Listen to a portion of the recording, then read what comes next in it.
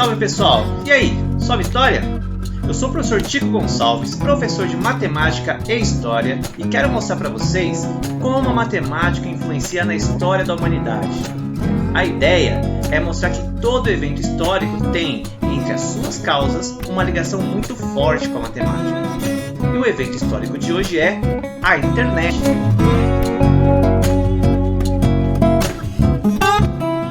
Bom, que a internet é a maior revolução nos meios de comunicação depois da escrita, já é uma unanimidade entre todo mundo.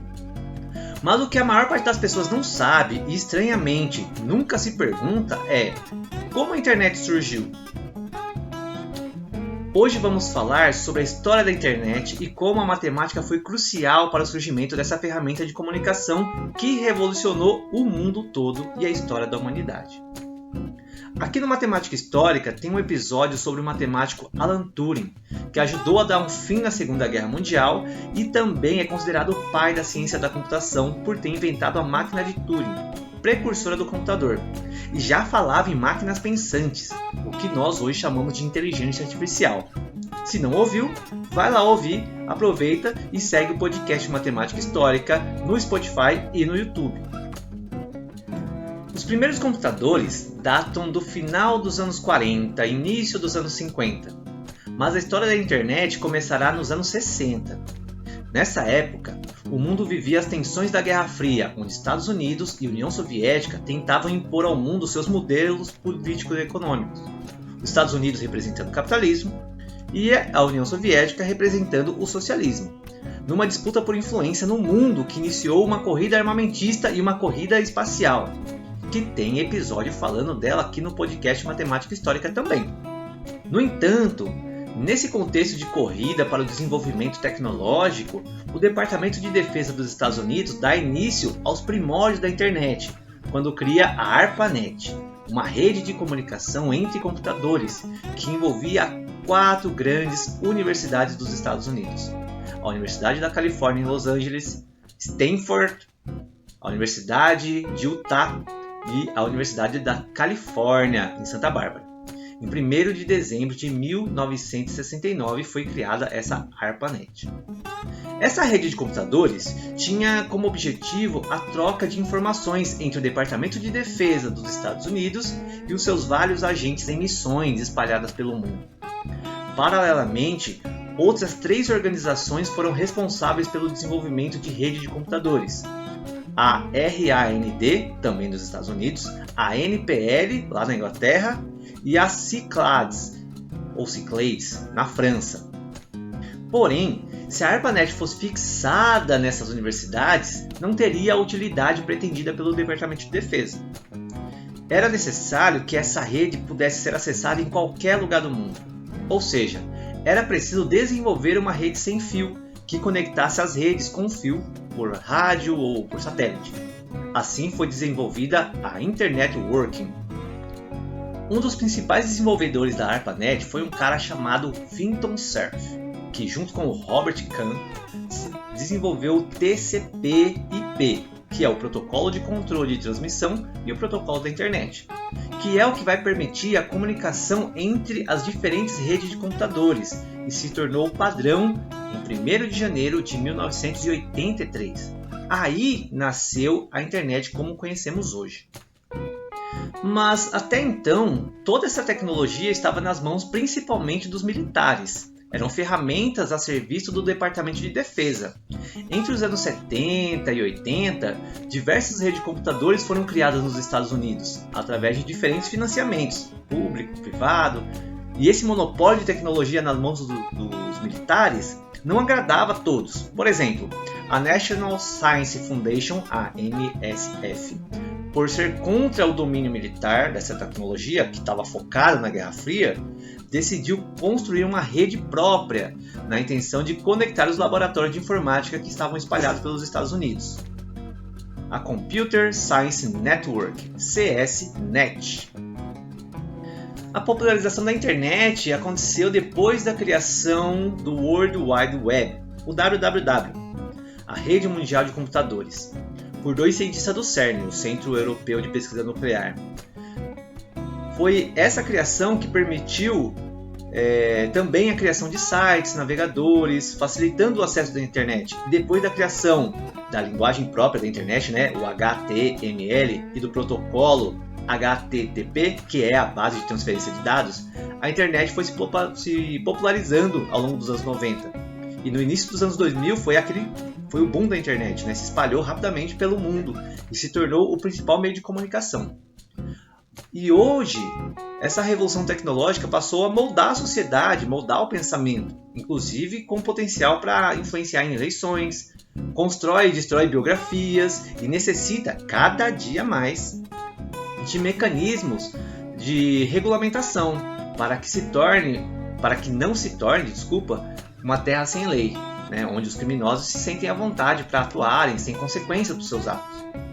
Ao mesmo tempo que garante a liberdade de expressão e o direito de todos de atuarem na sociedade. Então precisa de regulamentação, né, para que não aconteça crime e que garanta, né, a liberdade de expressão de todo mundo consiga utilizar, todo mundo consiga atuar, né, mesmo que virtualmente, na sociedade de forma democrática.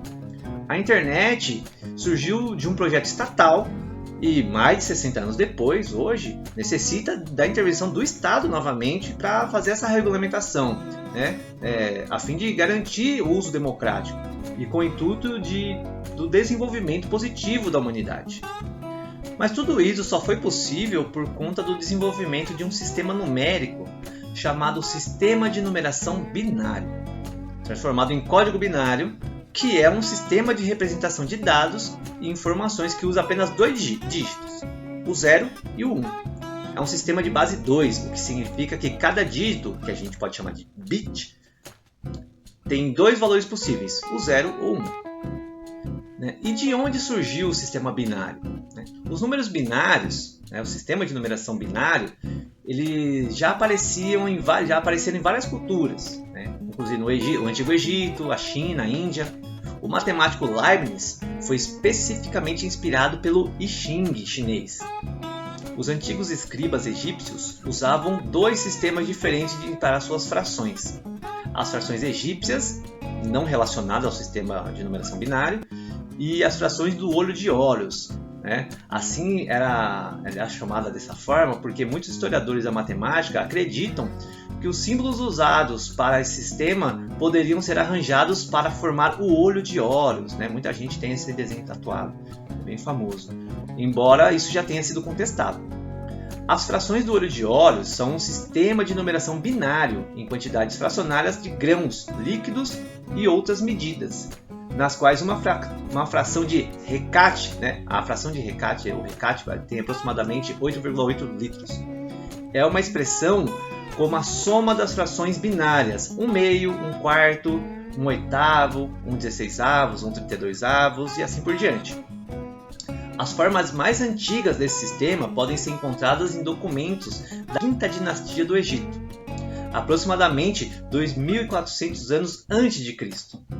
E sua forma hieroglífica totalmente desenvolvida na 19ª dinastia do Egito, aproximadamente 1.200 anos antes de Cristo. O sistema binário também foi desenvolvido na China antiga.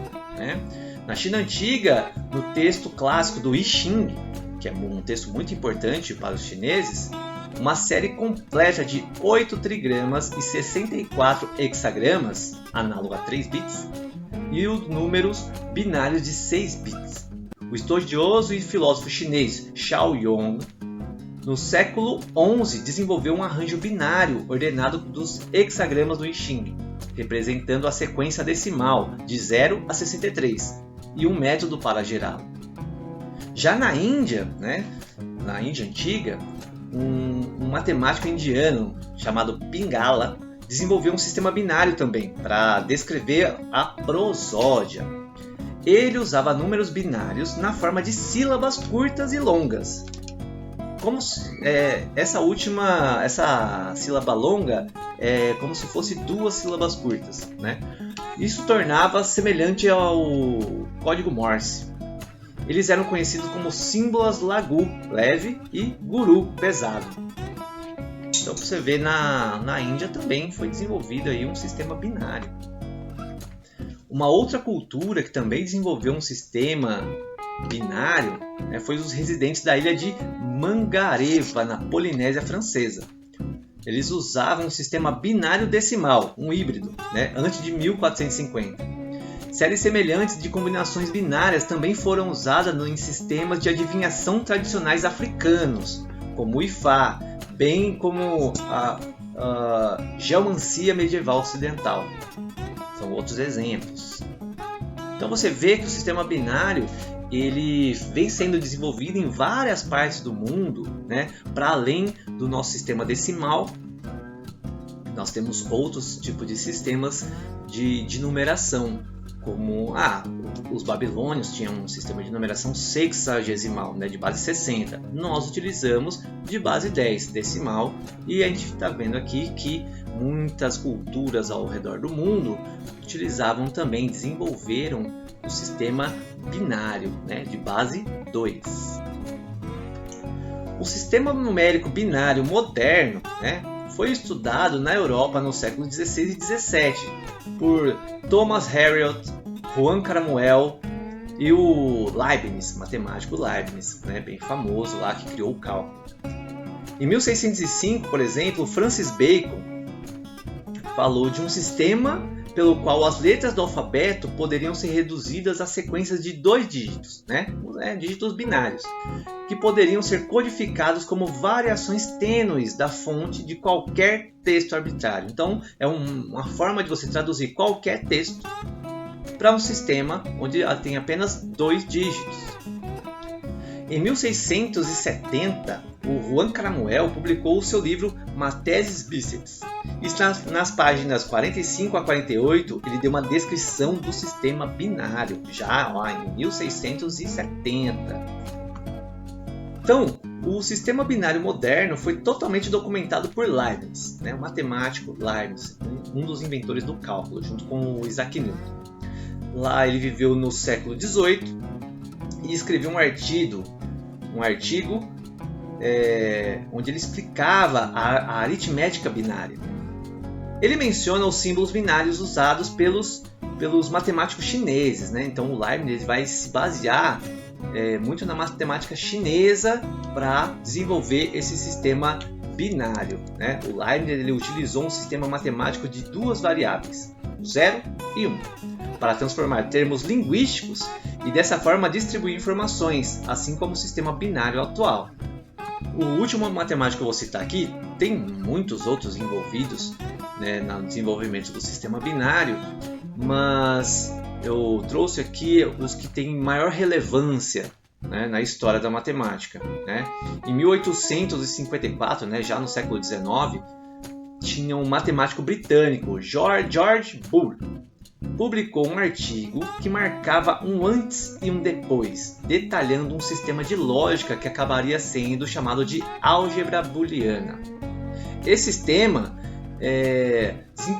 desempenharia no futuro um papel fundamental no desenvolvimento do sistema binário atual, particularmente no desenvolvimento de circuitos eletrônicos. Então, esse é o cara que vai ser de extrema importância, será crucial para a gente chegar no desenvolvimento da internet. Então, até agora nós percebemos o quê?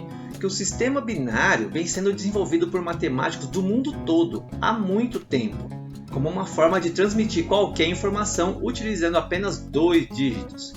Esse sistema de numeração caiu como uma luva quando surge a internet, pois o sistema decimal que a gente utiliza no nosso dia a dia não é muito eficiente para ser aplicado em um computador, tá? E como funciona o sistema binário? No nosso cotidiano, utilizamos o sistema decimal para representar quantidades. Por exemplo, com 10 algarismos, nós representamos qualquer quantidade, né? Os 10 algarismos que nós temos, o 0, 1, 2, 3, 4, 5, 6, 7, 8, 9. Esses 10 algarismos a gente representa qualquer quantidade, né? No sistema binário, só precisamos de 2 algarismos. No caso, a gente utiliza o 0 e o 1. Podemos fazer a conversão de qualquer número do sistema decimal para o sistema binário, utilizando um procedimento prático em 2 passos. O primeiro passo é uma sucessão de divisões por 2, seguindo os passos, né? Primeira coisa que a gente faz, a gente divide qualquer número decimal, a gente escolhe o número decimal, a gente vai dividir ele por 2. Depois a gente divide o quociente da primeira divisão, né, o resultado da primeira divisão, a gente divide novamente por 2 e vai repetindo esse passo até que o quociente seja 1, até finalizar, né, até chegar no 1. O segundo passo é a parte que nós montamos o sistema binário, né, utilizando o último quociente e o resto das divisões, né? A gente coloca lá o último quociente que a gente chegou e depois a gente vai, na sequência, colocando os restos. Será uma sequência ou de 1 ou de 0. Como a divisão é por 2, o único resto possível é 1 ou 0. Então, quando a gente pega lá o último quociente, que vai ser 1 ou 0, né? E a gente vai acrescentando os restos da divisão, das divisões anteriores, a gente vai ter uma sequência ali de zeros e 1. Tá? Essa será a forma binária do número decimal que a gente escolheu. Se não ficou muito claro, vamos dar um exemplo. Tá? Pega um papel e uma caneta aí. Tá? Escreve número 10. Vamos dividir ele por 2. 10 dividido por 2 é 5 e o resto é 0. Depois dividimos o quociente por 2 de novo, né? Então o quociente foi 5. 5 dividido por 2 é 2 e sobra 1. Anotou? Dividimos esse novo quociente por 2 de novo, né? Que é 2 dividido por 2 é 1 e o resto é 0. Agora juntamos o último quociente com os restos do fim para o começo. Tá? O último quociente foi 1. Aí o resto foi 0. Então 1, 0. O resto anterior foi 1, então nós temos 1, 0, 1. E o resto anterior lá da primeira divisão foi 0. Então, como é que eu escrevo 10, né, o número decimal 10 na forma binária? 1, 0, 1, 0. Pronto. Essa é a forma decimal do 10. Vamos dar outro exemplo para ficar mais claro ainda? Vamos pegar um outro número, o número 23. Nós vamos dividir as vezes. Então pega 22 dividido por 2. Aliás, 23 dividido por 2. Vai dar 11 e sobra 1. Anotou? Aí pego 11 dividido por 2. Dá 5 e resta 1. 5 dividido por 2 dá 2 e resta 1. 2 dividido por 2 dá 1, resta 0. Agora nós pegamos o último quociente, 1. E o último resto, 0. Agora junta os restos do fim para o começo. 1, 1, 1. Então como é que escreve o 23 na forma binária? 1, 0, 1, 1, 1. Essa é a forma binária do número 23. Para a conversão do alfabeto, a gente utiliza um esquema que é chamado ASC2. O ASC2 é um esquema de codificação em 8 bits, utilizado para simbolizar o valor de cada letra do alfabeto. Por exemplo, o A, ao invés de colocar A, você escreve uma sequência de 8 bits, né? 1, 0, 0, 0, 0, 0, 0, 1.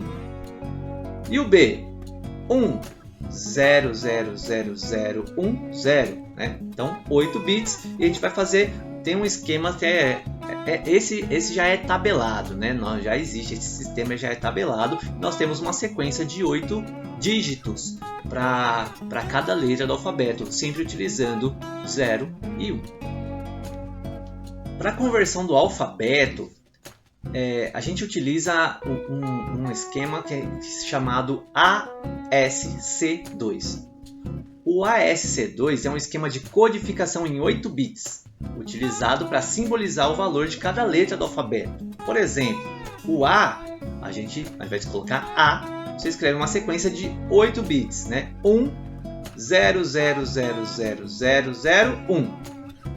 E o B, 1, 0, 0, 0, 0, 1, 0. Né? Então, 8 bits e a gente vai fazer... Tem um esquema que esse já é tabelado, né? Já existe, esse sistema já é tabelado. Nós temos uma sequência de 8 dígitos para cada letra do alfabeto, sempre utilizando 0 e 1. Esse esquema ele é utilizado até hoje, né? O ASC2 teve como objetivo padronizar o modo de como a informação binária deve ser expressada e interpretada por computadores em relação ao nosso alfabeto. Tá? Também tem o sistema RGB, que é um sistema binário para definição de cores. Então, quando você olha para a tela do computador, em qualquer site, em qualquer rede social, né, tudo que está passando naquela tela, na verdade, é uma grande sequência de zeros e uns. Né? Tudo que você vê lá foi convertido para o sistema binário. E por que o sistema binário é tão eficiente quando se trata de internet? Porque o computador ele opera usando eletricidade. E a eletricidade só possui dois estados, né? Que pode ser reconhecido pelo computador. Né? Quando há presença de energia e quando há ausência de energia, ou seja, ligado e desligado. Tá? Esses dois estados podem ser representados por 0 e 1. Então, não tem energia, 0. Tem energia, 1. Quando há presença de energia, né, o computador interpreta como 1. Quando há ausência de energia, o computador interpreta como 0. Por isso, o sistema de numeração binário é utilizado, pois só há dois tipos de estado de eletricidade.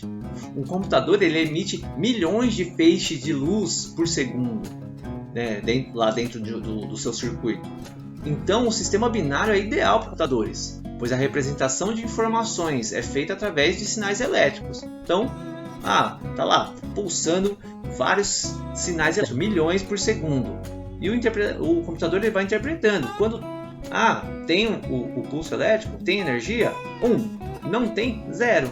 E assim é possível descrever qualquer número, qualquer letra de alfabeto, né, que vai formar palavras, frases, né, cores, né, todo nesse esquema binário. Então, quando você olha para a tela do computador, do celular, o que você vê nada mais é do que uma sequência numérica gigantesca de zeros e 1.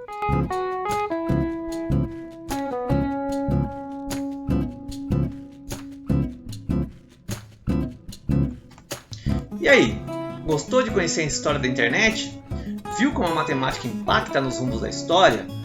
Se quiser saber mais, siga o Matemática Histórica nas redes sociais, Instagram, TikTok, Facebook. Né? Lá eu posto vários vídeos com curiosidades sobre matemática, sobre história, literatura, né? E escuta os outros episódios do podcast, né? Podcast Matemática e História, que está no YouTube e também está no Spotify. Né? Veja que além de existir a história da matemática, também existe a matemática da história.